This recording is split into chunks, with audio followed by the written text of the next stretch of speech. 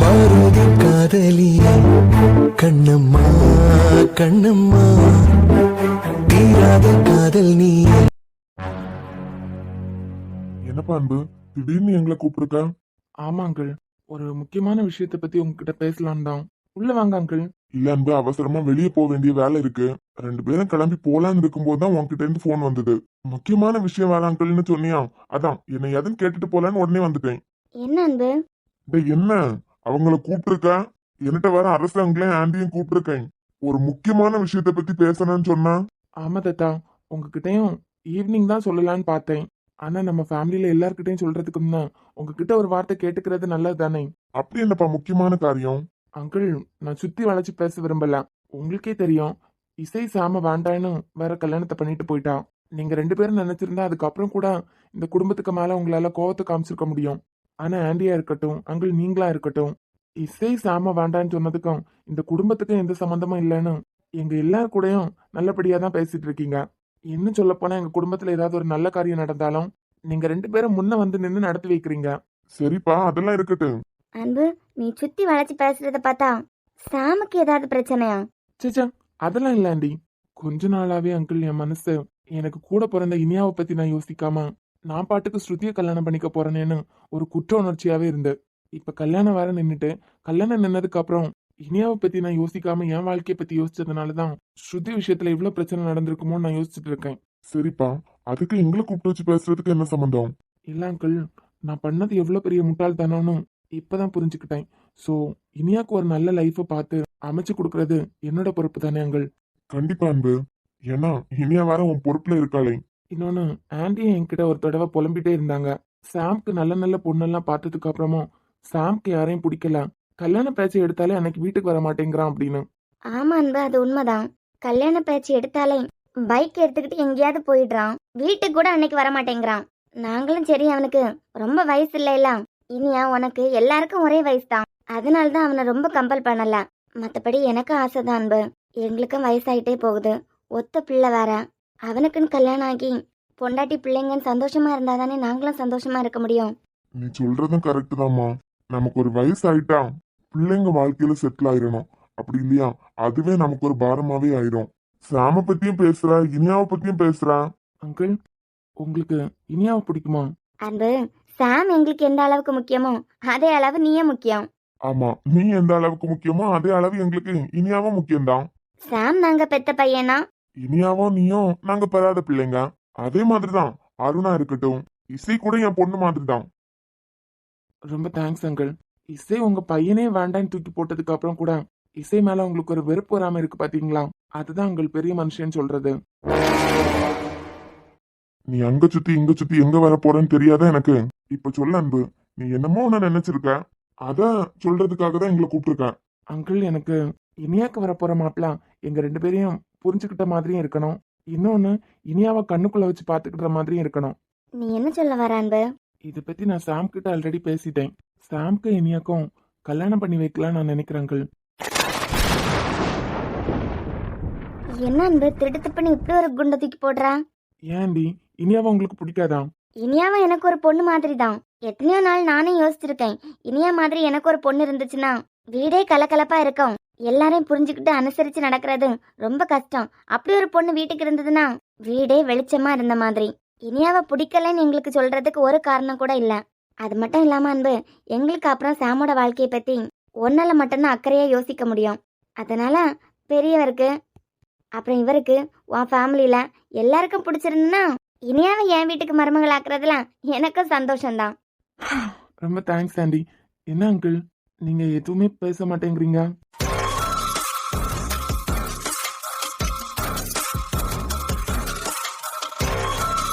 அன்பு, உன் குடும்பத்துக்கு கஷ்டத்தை கொடுக்கணும் நான் தானே தேடி தேடி ஆர்வமா போவேன்.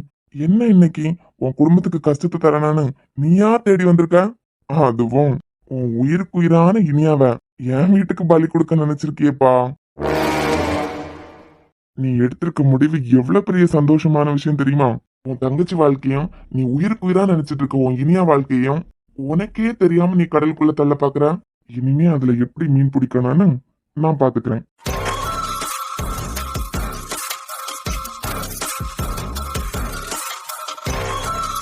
எனக்கு என்ன சொல்றதுன்னே தெரியலப்பா.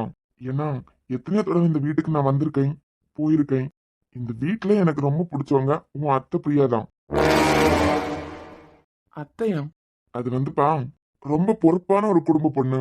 தான் குழந்தைதான் முக்கியம்னு பாத்துக்கிட்டு இருக்க உலகம் இது. இதுல அவங்க புருஷனோட தங்கச்சி குழந்தைங்களையும் எவ்வளவு அக்கறையா எவ்வளவு பாசமா வளர்த்திருக்காங்க. ஆமா அங்கிள், அத்தை எப்பவுமே அப்படிதான். அது மட்டும் இல்ல அன்பு, வீட்டுக்கு வந்த மூத்த மருமக தான் உங்க அத்தை. அவங்க மட்டும் நினைச்சிருந்தா இந்த குடும்பம் எப்பவும் சின்ன பின்னமா இருக்கும்ல. அப்படிப்பட்ட நல்ல குணம் உள்ள ஒருத்தங்களோட பொண்ணு இனியா. அந்த இனியாவை என் வீட்டுக்கு நீ மருமகளா கொடுக்கும்போது நாங்க வேண்டாம்னா சொல்ல போறோம். எங்க 2 பேருக்கும் இதுல மனப்பூர்வமான சம்மதம். எங்க சாம்க்கு உங்க இனியா தான் எழுதியிருந்தா அதை யாரால மாத்த முடியும்? யாருக்கு தெரியும்? கடவுள் இதை நடத்தி வைக்கணுங்கிறதுக்காக கூட இசை சாம ரிஜெக்ட் பண்ற மாதிரி வச்சிருக்கலாம்ல. எல்லாமே கடவுளோட திட்டம் தான். தாத்தா, நீங்க என்ன சொல்றீங்க இதுல? நானும் சொல்றதுக்கெல்லாம் எதுவும் இல்ல அன்பு. அவங்க எப்படி இனியாவை புகழ்ந்து பேசுறாங்களோ அதே மாதிரிதான் சாம் மாதிரி ஒரு பையன் நம்ம இனியாக்கு கிடைக்கிறதுக்கு ரொம்பவே கொடுத்து வச்சிருக்கணும். அது மட்டும் இல்ல, ஒன்னே இனியாவையும் சாம தவிர வேற யாராலையும் புரிஞ்சுக்கவும் முடியாது. நான் நினைக்கவே இல்லை அங்கிள். உங்க 3 பேரோட சம்மதம் தான் இந்த கல்யாணத்துல ரொம்ப முக்கியம். இதுக்கு சாம் ஒத்துப்பான்னு நீ நினைக்கிறேன்? சாமி இனியாவை கன்வின்ஸ் பண்றது என்னோட பொறுப்பு. கண்டிப்பா அவங்க 2 பேரும் ஒத்துப்பாங்க. ரொம்ப ரொம்ப சந்தோஷம்ப்பா. எனக்கும் தான் அங்கிள். இதை விட என் ஃபேமிலியில நான் இதை உடைக்கும் போது ஃபேமிலியில எல்லாரும் சந்தோஷப்படுவாங்க. இது வரைக்கும் நானும் இனியாவும் சேர்ந்தா நல்லா இருக்குன்னு எல்லாரும் சொல்லிட்டு இருந்தாங்க தான். ஆனா சாம தான் நான் இனியாக்கு பார்த்துருக்கேன்னு சொல்லும்போது யாராலையும் எந்த மறுப்பும் எந்த இடத்துலயும் சொல்ல முடியாது. அந்த அளவுக்கு சாமி எங்களுக்குள்ள ஒரு ஆளா இருக்கான். சரிப்பா, நீதான் முடிவு பண்ணிட்டியே. உன் குடும்பத்துல உள்ளவங்க கிட்டயும் பேசு. உன் அம்மா அப்பா, இனி அம்மா அப்பா, இதுவும் முக்கியம் தானே? தாத்தாவே சம்மதிச்சிட்டாங்க. கண்டிப்பா எல்லாரும் சம்மதிச்சிருவாங்க. அப்புறம் அங்கிள், கமிங் சண்டே இனியாக்கும் சாம்க்கும் என்கேஜ்மெண்ட் வைக்கலான்னு நான் முடிவு பண்ணியிருக்கேன். என்ன அன்பு அவ்வளோ சீக்கிரமா? இல்லாண்டி தள்ளி போட வேண்டாம். நல்ல விஷயத்தை எதுக்கு தள்ளி போடணும்? கல்யாணத்தை உடனே வைக்கணும்னு சொல்லலையே, என்கேஜ்மெண்ட் தானே சொல்றேன். நீ சொன்ன மாதிரியே நடக்கட்டும்பா. உன் அத்தை பொண்ணு இனியா என் வீட்டுக்கு மருமகளாக போற நாளுக்காக நான் காத்துட்டு இருக்கேன். ரொம்ப சந்தோஷம் அங்கிள். வாங்கலாம், டீ குடிச்சிட்டு போலாம். இல்ல அன்பு, அவசரமா எங்களுக்கு வெளியே போகணும். நீ இப்ப எங்களை கூப்பிட்டு சொன்ன பாத்தியா, இதுவே எங்களுக்கு ரொம்ப சந்தோஷம். இப்பவும் சொல்றேன், எனக்கு நீ வேற, சாம் வேற, இனியா வேற இல்ல. 3 பேரும் எனக்கு ஒரே மாதிரி தான். Thanks aunty. சரி அன்பு, அப்போ நாங்க வர வெளியே போக வேண்டிய வேலை இருக்கு. நீ உங்க வீட்டுல உள்ளவங்கள்ட்ட பேசு. நிச்சயதார்த்தம் தானே, வர ஞாயிற்றுக்கிழமை ஏற்பாடு பண்ணிடலாம். சரி அங்கிள்.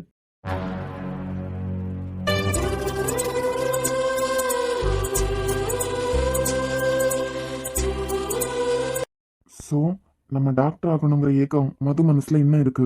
இன்னும் 15 நாள்ல என் வேலையை கச்சிதமா முடிக்கிறதுக்கு இது போதும். பயப்புள்ள ஒரு போன கூட போட மாட்டேங்குதே.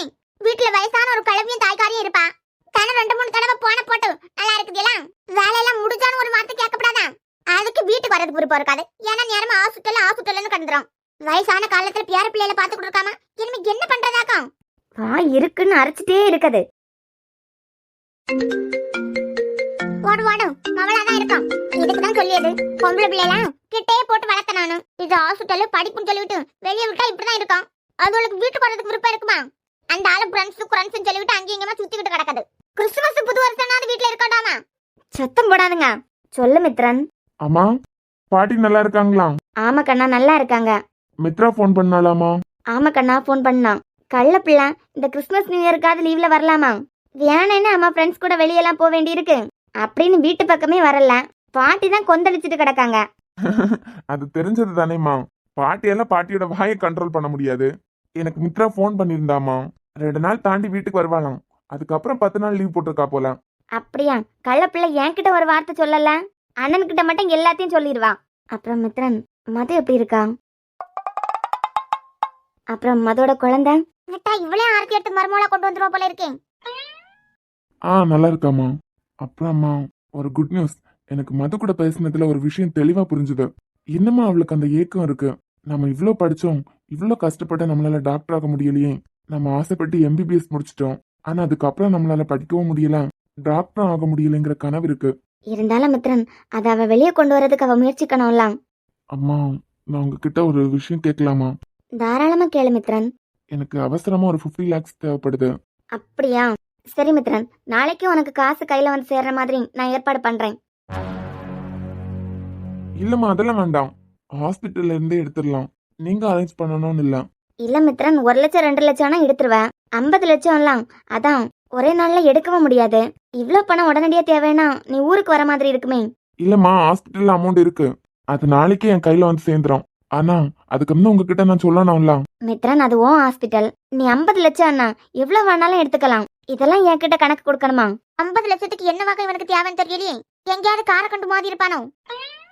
ஊர் உலகத்துல புள்ளைல வளரலையா என்ன? அதாவது பாட்டுக்கு தேவையான ரூபாயை எடுத்து தண்ணி மாதிரி செலவு பண்ணுதுவா. இந்த பையனுக்கு என்ன வகை வளர்த்து வச்சிருக்கான்னு தெரியலையே. எப்படி இருந்தாலும் 10,000 ரூபாய்க்கு மேல எடுக்கணும்னா தாய்க்காரிட்ட சொல்லாம ஒரு பணம் எடுக்க மாட்டான். என்ன பிள்ளையாக்கும்? ஏமா, எனக்கு சடனா இவ்வளவு ரூபாய் தேவைப்படுது. நீங்க அது எதுக்குன்னு ஒரு வார்த்தை கேட்கவே இல்லையே. மித்ரன், கண்ணா, நீ என்ன முடிவு பண்ணாலும் அதுல ஏதாவது ஒரு அர்த்தம் இருக்கும். முடிவெடுக்க தெரியாத கோழையா நான் என் பிள்ளைய வளர்க்கல. எல்லா முடிவையும் சரியா எடுக்க தெரிஞ்சவனாதான் நான் வளர்த்துருக்கேன். அது ஒன்றும் இல்லைம்மா, இங்க பக்கத்துலேயே ஒரு கிளினிக் இருக்கு. நீ இப்ப அந்த ஊர்ல எல்லாம் இருக்க? ஆமாம்மா, இங்கே தான், கன்னியாகுமரி தான். ஸோ அந்த கிளினிக் இப்போ, அதாவது அந்த கிளினிக்கை பார்த்துட்டு இருக்க அந்த டாக்டருக்கு கொஞ்சம் வயசாயிடுச்சுன்னு நினைக்கிறேன். ஸோ யாராவது அதை எடுத்து நடத்த முடிஞ்சா அவங்களுக்கே விலைக்கு கொடுத்துடலான்னு நினைச்சிருக்காங்க போல. அதாம்மா, அதை நானே வாங்கிக்கலான்னு இருக்கேன். அம்மா, மித்ரனால இங்க இருக்க ஹாஸ்பிட்டலே ஒழுங்கா பாத்துக்க முடியல. இதுல அவனுக்கு பாடம் எடுத்தவருக்காக அங்க போய் சேவை பண்ணிட்டு இருக்கான். இதுல அங்க இருக்க கிளினிக்க வாங்கணும்னா அது மித்ரனுக்காகவா? இல்ல, கண்டிப்பா மதுக்காக தான் இருக்கும். ஏற்கனவே நடத்திட்டு இருந்த ஒரு கிளினிக்க மறுபடியும் நீ வாங்கி அதை உனக்கு ஏத்த மாதிரி நீ மாத்தணும்னா இன்னும் 50 லட்சம் செலவாகும். நீ அம்மா கிட்ட மதுவோட ஹஸ்பண்ட் ஆசைப்பட்டதுக்காக மது டாக்டர் ஆக்கணும்னு என்கிட்ட சொன்ன. ஆனா அதையும் தாண்டி மது டாக்டர் ஆகுறதுல உனக்கு தான் ரொம்ப சந்தோஷம். அவ மட்டும் நான் படிச்ச படிப்புக்கான வேலையை ஆரம்பிக்கிறேன்னு நிக்கும்போது கண்டிப்பா இந்த கிளினிக்கை நீ அவளுக்கு கிஃப்டா கொடுக்கணும்னு தான் உன் பிளான். இது கூட அம்மாக்கு புரியாம இருக்குமா? அம்மா கேக்குதா? ஆமா மித்ரன். இங்க பாரு மித்ரன், ஒரு விஷயத்த நீ பண்றதுனால உனக்கு சந்தோஷம் கிடைக்குதுன்னா அதை நீ தாராளமா பண்ணு. ஏன்னா நீயும் மித்ராவும் சந்தோஷமா இருக்கிறதுல தான் ஏன் சந்தோஷமே இருக்கு. உனக்கு அதை வாங்கணும்னு தோணுதா, நீ தாராளமா வாங்கு. அந்த கிளினிக்கை எடுத்து நடத்தணும்னு உனக்கு தோணுதா, தாராளமா நடத்திக்கோ. இல்ல அதை இன்னும் கொஞ்சம் மாத்தி குட்டியா ஹாஸ்பிட்டல் மாதிரி வைக்கணும்னு உனக்கு தோணுதா, அப்படியே பண்ணு. உனக்கு எது சந்தோஷத்தை தருதோ அதை நீ பண்ணு மித்ரன். ரொம்ப சந்தோஷமா. இதுல நீங்க என்ன நினைக்க போறீங்களோன்னு நான் நினைச்சிட்டே இருந்தேன். கண்ணா, உன் அப்பா போனதுக்கு அப்புறம் பாதி சொந்த பந்தங்களும் போயிடுச்சு. ஏன் சந்தோஷமே நீயும் உன் தங்கச்சியும் சிரிக்கிறத பார்க்கும்போது தான். அப்படி இருக்கும்போது உன் சந்தோஷத்துக்காக மொத்த சொத்தையும் விற்கணும்னாலும் எனக்கு சம்மதம் தான். ஐயோ அம்மா, உனக்கு என்ன தோணுதோ அதை பண்ணு மக்களே.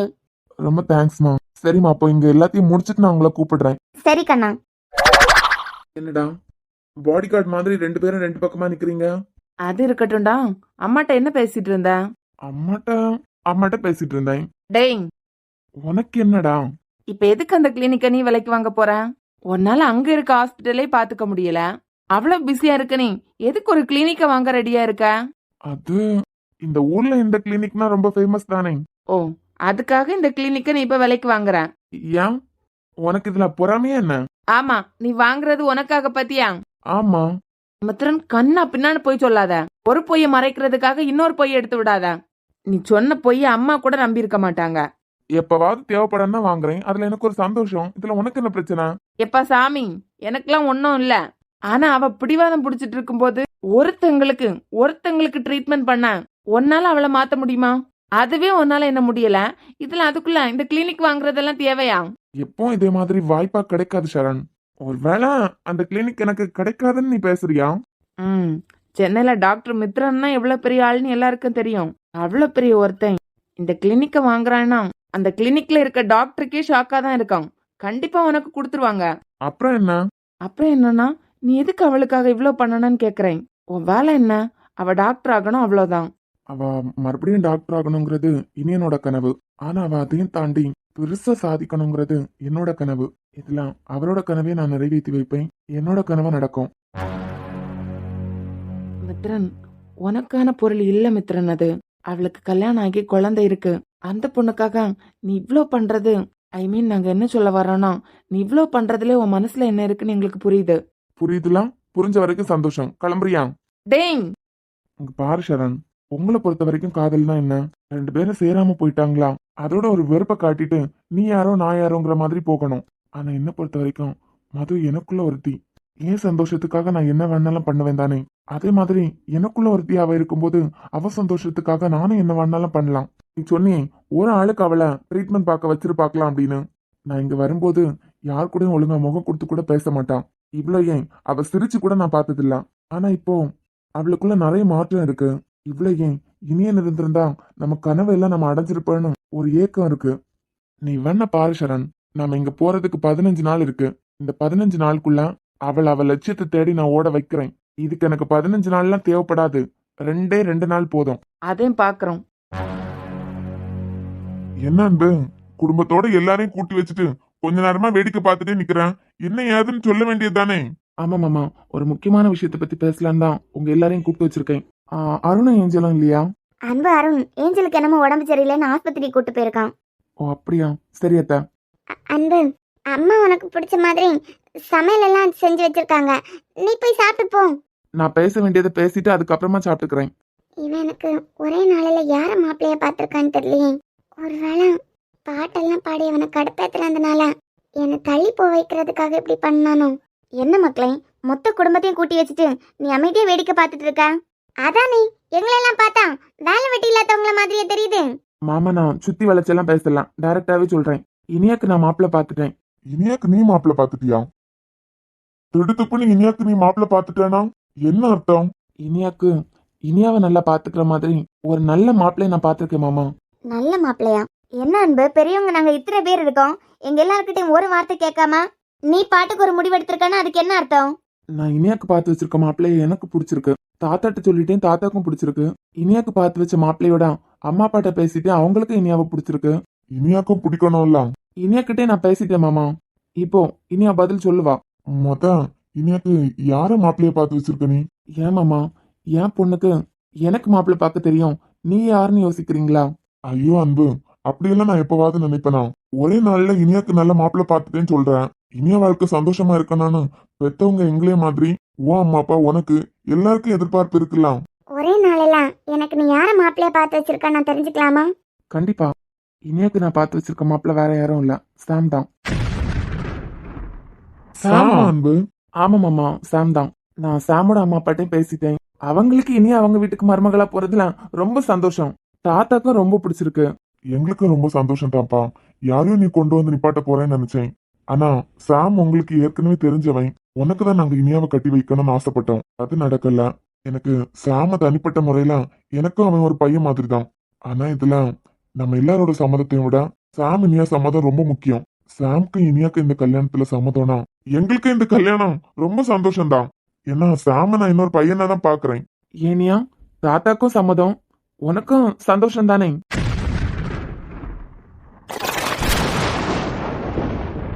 ஏன்னா உன்னை சாம தவிர வேற யாராலையும் அவ்வளவு சந்தோஷமா பாத்துக்க முடியாது. ஓ அப்படியா? கண்டிப்பா இனியா, சாம் உன்னை பத்திரமா பாத்துப்பான். ஓ, இது யாரெல்லாம் எடுத்த முடிவு? நான் எடுத்த முடிவுதான். சாம் மட்டும் நீ கல்யாணம் பண்ணிக்கிட்டேன்னா உன் வாழ்க்கையை அவ்வளவு சந்தோஷமா மாறும் பாரு. ஏது அன்பு, ஏன் வாழ்க்கையா? ஏன் வாழ்க்கையா? ஆமா, உன் வாழ்க்கை தான். ஓ, நீ ஒரு முடிவெடுத்தா கரெக்டா தான் இருக்கும். உன் முடிவு எப்பவுமே தப்பா போகாதலாம். அப்படிங்கிற பட்சத்துல உன் முடிவு கரெக்டா தான் அன்பு இருக்கும். இசையை நான் மனசுல வச்சுட்டு இருக்கிறது ஒரு பக்கமா இருந்தாலும் அன்போட இந்த முடிவுல ரொம்ப பாதிக்கப்பட்டிருக்கிறது நீதான் இனியா. ஆனா நீ அழுற மாதிரி கவலைப்படுற மாதிரி எல்லாம் எதுவும் நடக்காது. உன்னை அன்பு கூட சேர்த்து வைக்கிறது என்னோட பொறுப்பு. சாம், நீ இனியாவை கட்டிக்கிட்டீன்னா இனியாவை ரொம்ப சந்தோஷமா பாத்துப்ப. உனக்கே தெரியும், நாங்க எல்லாருமே இனியாவும் அன்பா சேரணும்னு தான் ஆசைப்பட்டோம். அது நடக்காதுன்னு தெரியும் போது அவங்க 2 பேரும் புரிஞ்சுக்கிற மாதிரி கண்டிப்பா ஒரு மாப்பிள்ளை கிடைக்க மாட்டான்னு தான் நினைச்சிட்டு இருந்தோம். ஆனா ஒன்னை விட எங்க இனியாவுக்கு நல்ல மாப்பிள்ளை கிடைக்காது. நீ சந்தோஷமா இருக்கணுங்கிறதுக்காக தான் இந்த முடிவு. இப்போதைக்கு சில விஷயங்கள் சந்தோஷமா இருக்கிற மாதிரி இருக்கலாம் இனியா. ஆனா ஃபியூச்சர்ல சாம் உன் கூட இருக்கதான் உனக்கு சந்தோஷம். உன்னோட இந்த முடிவுக்கு சாமோட பதில்? உன் விருப்பம் தான் இல்லைன்னு அவளோட முடிவை சொல்லிட்டா. அப்படியே எல்லார் முன்னாடியும் நீ உன் முடிவை சொல்லிட்டேன்னா நல்லா இருக்கும். எனக்கு ஒரு 24 hours டைம் வேணும். அவன் ஞாயிற்றுக்கிழமை நிச்சயம் வைக்கிறதுக்கு நாள் குறிச்சிருக்கான். ஆனா தாத்தா, எனக்கு யோசிக்கிறதுக்கு 24 மணி நேரம் டைம் வேணும். ஓகே, எடுத்துக்கோ. உன் முடிவு பாசிட்டிவா தான் வரேன்னு நான் நம்புறேன். தப்பு பண்ணிட்டேன்.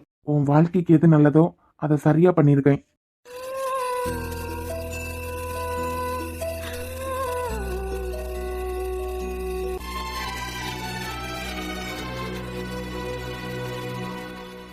மருமகளே மருமகளே எங்க வீட்டு மருமகளே, இங்கு வாழ வந்த குணமகளே.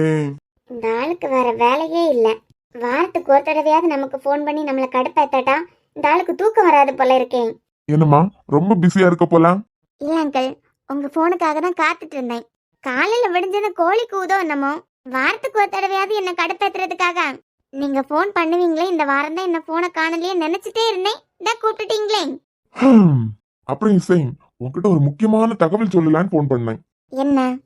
உன் அண்ணா இருக்கான்ல அன்பு, அதான் உன் கூட பிறந்த ரொம்ப அன்பான பாசமான அண்ணன். அவனுக்கு என்ன? இரு, அவனுக்கு என்னன்னு நீயே யோசிச்சிடாத. அப்புறம் நான் சொல்லும் போது உனக்கு என்ன சுவாரஸ்யம் இருக்கும்? நீ வேற உன் அண்ணனுக்காக தான், உன் அண்ணன் உயிருக்கு எதுவும் ஆயிடக்கூடாதுங்கிறதுக்காக தான் திக்கு தெரியாத திசையெல்லாம் பாம் போல வாழ்ந்துட்டு இருக்க. சுத்தி வளைச்சு பேசாம என்னன்னு சொல்றீங்களா? கண்டுபிடியும், நீ ஊருக்கு வர போற. ஊருக்கா? ஆமா, நானே பெர்மிஷன் கொடுக்க போறேன். வர சண்டே நீ இங்க இருக்க போற. அப்புறம் கொஞ்ச நாளையில பெர்மனண்டா நீ இங்கே இருந்துடலாம். என்ன அங்கிள், புரியல. அது ஒண்ணும் இல்லம்மா, உன் அண்ணன் இருக்கானே உன் அண்ணன், அவன் உன் அண்ணன் இனியாக்கு சிறந்ததொரு மாப்பிள்ளையை பார்த்து வச்சிருக்கான். இனியா மனசுல அன்பண்ணன் தானே இருக்கு. இவன் இனியாக்கு யார மாப்பிள்ளையா பார்த்து வச்சிருக்கான்? டால் என்ன கடுப்பேத்துறதுக்காக பொய்யும் சொல்ல மாட்டாரு. ஹலோ, இருக்கேன், சொல்லுங்க. உன் அண்ணன் யார உன் அன்னைக்கு மாப்பிள்ளையா பார்த்து வச்சிருக்கான்னு தெரிய வேண்டாம் உனக்கு? யார? வேற யாரா? என் பையன் சாமதான். என்ன கேட்கல. என்னோட பையன் உன்னோட முன்னாள் காதலன். இப்ப அவன் கூடயே நீ நினைப்புல வாழ்ந்துட்டு இருக்க. அவன் தான் என் பையன் சாம். சாம தான் உன் அண்ணி இனியாக்கு பார்த்து வச்சிருக்கான் உன் அண்ணன். இல்ல, இது உண்மை இல்ல. ஏன்னா சாம் இதுக்கு ஒத்துக்க மாட்டான். கண்டிப்பா ஒத்துக்கவே மாட்டான். அதை விட இனியா கண்டிப்பா இந்த கல்யாணத்துக்கு ஒத்துக்காது. ஐயோ, என்ன இசை, நான் சொல்றத நீ நம்ப மாட்டியா? வர ஞாயிற்றுக்கிழமை 2 பேருக்கு நிச்சயதார்த்தமே நடக்க போகுது. உன் அண்ணன் நிச்சயதார்த்தத்துக்கு நீ இல்லாம இருக்க முடியுமா? அதான் வர ஞாயிற்றுக்கிழமை நீ இங்க இருக்கிற மாதிரி நான் பண்றேன். அட, கட் பண்ணிட்டா. ஹலோ, யாரு?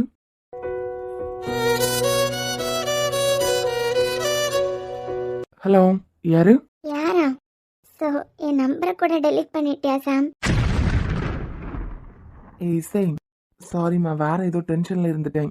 அதான் நீ ஃபோன் பண்ணாதான் யாருன்னு கேட்டுட்டேன். நான் ஹலோன்னு கேட்டதுக்கு அப்புறம் கூட நான் தான் உனக்கு தெரியல சாம்.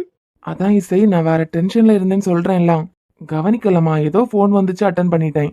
ஓ, நான் கேள்விப்பட்டது உண்மையா? என்ன கேள்விப்பட்ட?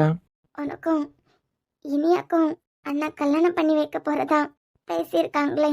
அதுக்குள்ள இவளுக்கு யார் தகவல் கொடுத்துருப்பா? சாம், ஆ, சொல்லு இசை.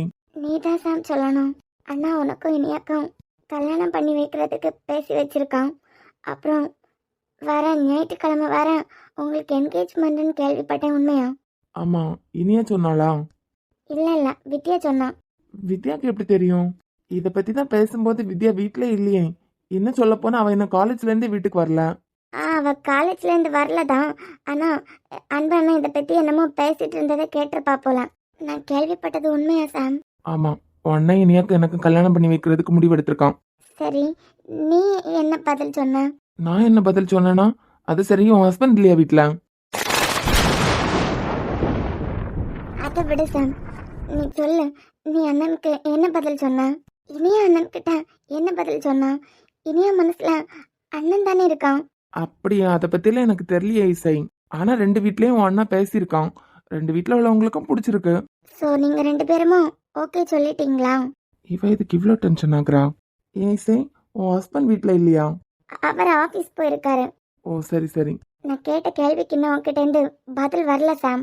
இனி அண்ணன் கிட்ட என்ன சொல்லுச்சுன்னு சொல்லு. இனியா என்ன சொல்லுவா? உன் விருப்பம் தான் என் விருப்பம். அவன் பேச்ச என்னைக்கு இனியா மீறி இருக்கு? உன் விருப்பம் தான் என் விருப்பம்னு சொல்லிட்டா. நீ நானு கேட்டா? நீ என்ன பதில் சொன்ன சாம்? நான் நாளைக்கு வரைக்கும் டைம் கேட்டிருக்கேன். 24 மணி நேரம் டைம் கேட்டிருக்கேன். ஓ, டைம் கேட்டிருக்கியா?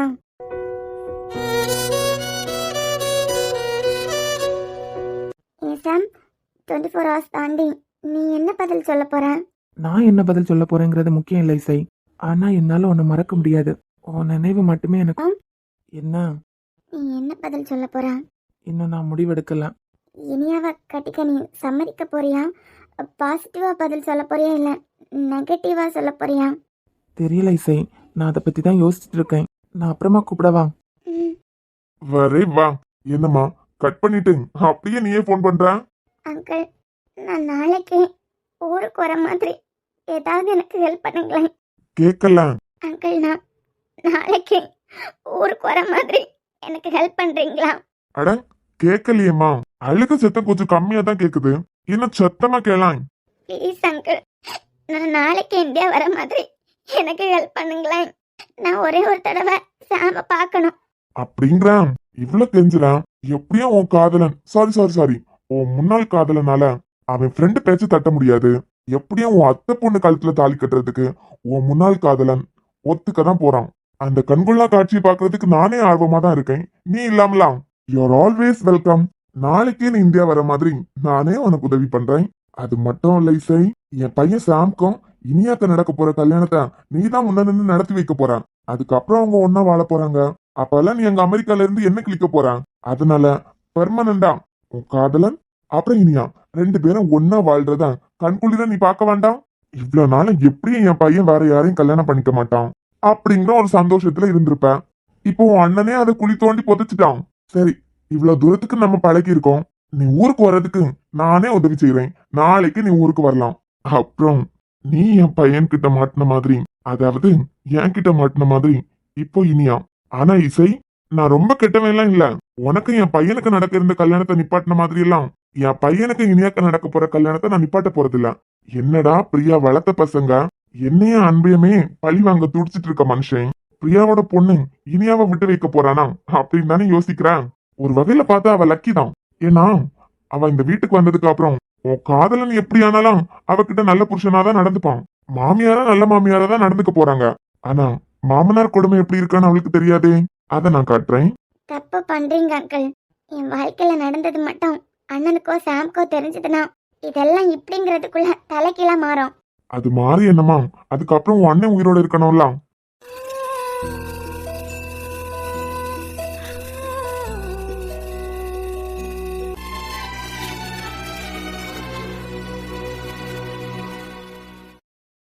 ஹலோ எவ்ரிவன், எல்லாரும் எப்படி இருக்கீங்க? ஹோப் எல்லாரும் நல்லா இருப்பீங்க அப்படின்னு நம்புறோம். இந்த பாரதியின் காதலி பத்தி எனக்கு நிறைய டவுட்ஸ் கேட்டுட்டே இருக்கீங்க. நிறைய விஷயங்கள் பத்தி என்கிட்ட கேட்டுட்டே இருக்கீங்க. பட் என்னால கமெண்ட்ஸ்ல ரிப்ளை பண்ண முடியல. அதுக்காக தான் இந்த வீடியோ. ஃபர்ஸ்ட் எனக்கு அடிக்கடி வர கமெண்ட்ஸ் இசை காமிங்க அப்படிங்கிறது. ஸோ இதுக்கு என் சைட்ல இருந்து என்ன பதில்னா, இது நான் தான் தப்பு பண்ணிட்டேன். ஏன்னா இசை நான் ஒரு தடவை கூட காமிச்சிருக்க கூடாது உங்களுக்கு. சும்மா இசைன்னு ஒரு கேரக்டர் இருக்காங்க அப்படின்னு மட்டும் உங்களுக்கு தெரியப்படுத்தி இருக்கணுமே தவிர இந்த கதையை இப்போ நான் கொண்டு வந்திருக்க கூடாது. ஸோ இது என்னோட மிஸ்டேக் தான். அப்புறம் ஏன் அவங்கள காமிக்கலன்னு கேட்டுட்டு இருக்கிறதுக்கு நான் பதில் சொல்ல வேண்டிய இடத்துல தான் இருக்கேன் இப்போ. அது என்ன விஷயம்னா, நமக்கே தெரியும். என்னவிலே எடுத்துக்கோங்க. அதில் ஃபர்ஸ்ட் 120 எபிசோட் 100 எபிசோட் வரைக்கும் ஒருத்தவங்களோட கதை போச்சு. செகண்ட் பார்ட்ல இன்னும் 2 பேரோட கதை வந்துச்சு. ஸோ அதே மாதிரி தான் இங்கேயும் எடுத்துட்டு போகணும். பட் என்னன்னா கொஞ்சம் ஆர்வக்கோளாறுல மொத்த கதையும் ஃபர்ஸ்டே திங்க் பண்ணிட்டேன். அதனால இசைன்னு ஒரு கேரக்டர் இருக்கிறதையும் தாண்டி அவங்கள நான் காமிச்சிட்டேன். ஸோ கண்டிப்பா இசை கேரக்டருக்கு கதை இருக்கு. ஆனா இப்போ கிடையாது. அப்புறம் அவங்க ஃபீல் பண்றாங்க அப்படின்னு எல்லாம் நினைச்சு நீங்க ஃபீல் பண்ணாதுங்க. என்னவா இருந்தாலும் இப்போ அவங்கள நான் காமிக்க போறதில்ல. சும்மா சின்ன சின்ன இடத்துல மட்டும் வந்துட்டு போயிடுவாங்க. ஸோ இந்த கதையில இன்னும் நிறைய பேர் இருக்காங்க. அது எல்லாமே 100 எபிசோட் தாண்டி தான். இந்த கதையில ஏதாவது ஒரு இடத்துல நான் ஒரு பேரை மென்ஷன் பண்ணியிருக்கலாம். ஏதாவது 2 இடத்துல மென்ஷன் பண்ணியிருக்கலாம். அல்லது நான் பேரையே மென்ஷன் பண்ணாதவங்க கூட இருக்காங்க. ஸோ இவங்க எல்லாருமே கதையோட செகண்ட் ஹாஃப்ல வர போறாங்க. நீங்க கேட்ட இசையை நான் ஏன் இங்க கொண்டு வரலன்னா, அடிக்கடி அந்த கேரக்டர் நீங்க பார்த்துட்டே இருந்தீங்கன்னா அவங்களோட ஸ்டோரி ஆரம்பிக்கும் போது உங்களுக்கு போர் அடிச்சிடும். ஸோ அதனால தான் அவங்களுக்கு எந்த சீனுமே வைக்கல. இனி ஒரு எபிசோடுக்கு வருவாங்க. அதுக்கப்புறம் செகண்ட் ஹாஃப்ல தான் வர போறாங்க. ஸோ அவங்க யார் கூட சேர போறாங்க, எப்படி இருக்க போறாங்க, அதெல்லாம் இப்போ நீங்க யோசிக்காதுங்க, அப்படியே விட்டுருங்க. அதுக்கப்புறம் இன்னொன்று, என்னவில எங்களுக்கு வந்து ரொம்ப ஜாலியாக இருக்கும். இதில் வந்து அந்த காமெடி எல்லாம் மிஸ் ஆகுது அப்படின்னு ஒரு கமெண்ட் பண்ணியிருந்தீங்க. இதுவும் எனக்கு அடிக்கடி வர்றது தான். ஏன்னா ஃபர்ஸ்ட் 35 எபிசோட் நான் அப்படி ஒரு சுச்சுவேஷன்ல இருந்தேன். கதையை உங்களுக்கு புரிய வச்சிடணும். இதுதான் என்னோட கதை, இதுதான் என்னோட ட்விஸ்ட். ஸோ நானே சொல்றேன், ஃபர்ஸ்ட் 35 எபிசோட் வரைக்கும் உங்களை சிரிக்க வைக்கணுங்கிறது என்னோட ஐடியா இல்லை. உங்களை ஃபீல் பண்ண வைக்கணுங்கிறது என்னோட ஐடியா இல்லை. எனக்கே தெரியும் வியூஸ் டவுன் ஆகுது, அப்புறம் சப்ஸ்கிரைபர்ஸ் டவுன் ஆகுது, எல்லாமே எனக்கு தெரியும். காமெடியை எடுத்துட்டு போகவும் தெரியும். பட் காமெடியை எடுத்துட்டு போனா கதை கொஞ்சம் இழுக்கிற மாதிரி இருக்கும். என்னோட ட்விஸ்ட் எல்லாம் ரிவீல் பண்றதுக்கு இன்னும் டைம் ஆயிரும். அப்படி ஒரு கிரிட்டிக்கல் சுச்சுவேஷன்ல நான் இருந்தேன். ஸோ உங்களுக்கு என்னோட கதை என்னன்னு புரிய வைக்கணும். இதுதான் கதை. அதுக்கப்புறம் நான் எடுத்துட்டு போக போறது என்னோட ஸ்டைல்ல தான் இருக்கும். ஸோ நான் நினைச்ச மாதிரியே என்னோட கதையை உங்களுக்கு புரிய வச்சுட்டேன். இனிமே ஜாலியா தான் மூவ் ஆக போகுது. இன்னும் அன்பு எடுத்திருக்க சில முடிவு கூட அவ்வளோ காமெடியா தான் நான் எடுத்துட்டு போக போறேன். நான் தான் சொல்றேன்ல, இத்தனை எபிசோட் வரைக்கும் எனக்கு உங்களை சிரிக்க வைக்கணும்னு ஐடியா இல்லை, உங்களை ஃபீல் பண்ண வைக்கணும்னு ஐடியா இல்லை. ஜஸ்ட் இது என்னோட திங்கிங், இது என்னோட கதை. இந்த ட்விஸ்ட் எல்லாம் நான் உங்களுக்கு ரிவீல் பண்ணணும். இது ரொம்ப ஃபாஸ்ட்டாக நடக்கணும். இது மட்டும் தான் என்னோட தாட்டில் இருந்து நான் நினச்ச மாதிரி என்னோட ஸ்டோரி உங்களுக்கு காமிச்சிட்டேன். ட்விஸ்ட் எல்லாம் ரிவீல் பண்ணிட்டேன். இதுக்கப்புறம் நம்ம ஜாலியாக தான் மூவ் பண்ண போகிறோம். என்ன ஒரு சின்ன விஷயம், எப்பவுமே கதை ஆரம்பிக்கும் போது ஜாலியா போயிட்டு கதையோட எண்ட்ல தான் சோகமா போவோம். என்னால இதை அப்படி எடுக்க முடியல. இதே உங்ககிட்ட பதிவு பண்ணணும்னு நினைச்சேன். அதுக்கப்புறம் மித்ரன் மதுக்கும் அடிக்கடி எனக்கு கமெண்ட் வருது, ஏன் அவங்கள இவ்வளோ சோகமா காமிச்சிட்டே இருக்கீங்க, கதை பிடிக்கல அப்படின்னு. அவங்களே இனிமே காமெடியா தான் எடுத்துட்டு போக போறேன். ஸோ அதுக்கு என்ன காரணம் அப்படின்னா, கதை ஆரம்பிச்சு ஒரு 41-42 எபிசோட் கிட்ட ஆகுது. இன்னமும் ஏன் அவங்கள நான் அப்படியே வச்சிருக்கேன்னா அதுக்கு ஒரே ஒரு காரணம் தான். ஒரு ஹஸ்பண்டை இழந்த ஒரு பொண்ணு அல்லது டிவோர்ஸ் ஆன ஒரு பொண்ணு அவ்வளோ சீக்கிரமாலாம் இன்னொரு பையனை நம்பிட மாட்டாங்க. அவங்க மனசை மாத்துறது அவ்வளோ ஈஸி கிடையாது. சும்மா ஒரு பையன் வந்தான், அவனுக்கு அந்த பொண்ணை முன்னமே பிடிச்சிருக்கு, கல்யாணம் தான் எல்லாமே அப்படின்னு சொல்லிட்டு என்னால் கல்யாணம் பண்ணி வைக்கலாம் முடியாது. அதையும் தாண்டி அவங்க மனசுல நிறைய விஷயங்கள் இருக்கு. அவ்வளோ சீக்கிரம்லாம் அவங்க மனசை மாத்திக்க முடியாது. கதைக்காக வேணா அவ்வளோ சீக்கிரமா அவங்க மனசை மாத்தி அவங்கள கல்யாணம் பண்ணி வைக்கிற மாதிரி நான் காமிக்கலாம். பட் என்ன சொல்லணும்னு தெரில. அதையும் தாண்டி சில விஷயங்கள் இருக்கு. மித்ரனை கூட நான் இந்த இடத்துல நல்லா டீசெண்டாக தான் காமிச்சிருப்பேன். ஒரு தடவை மதுவோட ரூம்ல அவங்க 2 பேரும் வந்து பேசிட்டு இருப்பாங்க. அது கூட அந்த வீடியோ எடுத்ததுக்கு அப்புறம் எனக்கு ரொம்ப வித்தியாசமா இருந்துச்சு, இப்படி நம்ம எடுத்துருக்க கூடாது அப்படின்னு. ஏன்னா ஒரு ஹஸ்பண்டை இழந்த ஒரு பொண்ணு அவ்வளோ சீக்கிரமா இன்னொரு பையனை அவ ரூம்குள்ள அலோவ் பண்ணுவாளாம், பண்ண மாட்டான்னு எனக்கு தோணுச்சு.